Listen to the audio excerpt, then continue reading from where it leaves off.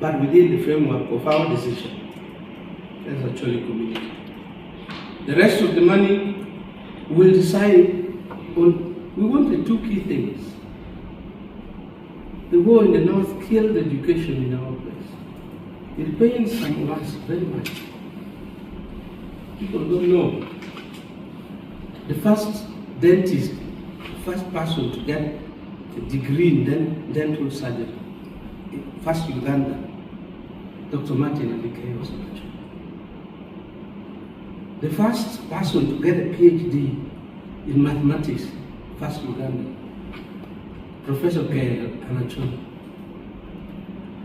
The first person to get a degree in veterinary medicine, Ucheng, Dr. Ucheng Celestine, was an Acholi. The first person to teach in Makerere, first Africans to teach in Makerere, economics, there were two Africans, Mwai Kibaki and Semen Nyanzi. Semen Nyanzi comes from Baganda. So, some of us knew that the foundation of our strength was not the military, it was education. And so the war, the 20-year war, killed education in our society. It pains us too much. And so we wanted that if you got that money, then we put it in land. Now, land in Acholi is about young people fighting to sell land so that they can buy a border, they can get a girl or what. So the conflict over land in Acholi is about ownership, because if you own, you can sell. Instead of conflict over use. And if we could make them use the land well, then 1-2 generations will roll over a couple.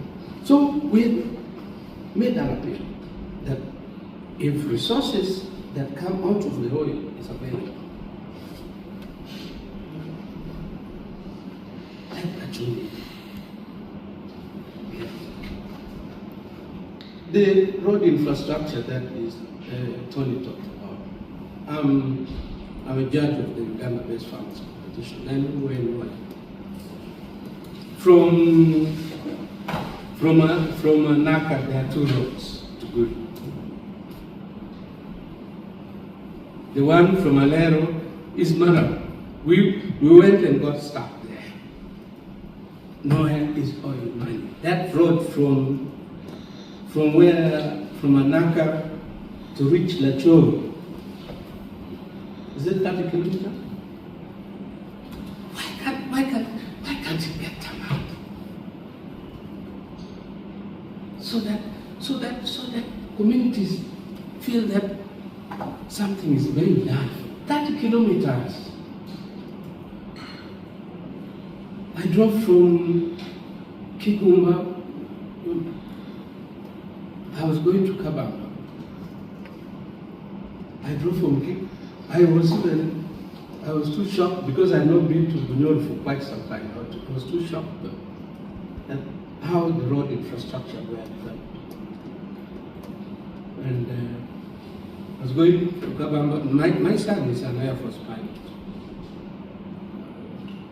And at that time, they were committed.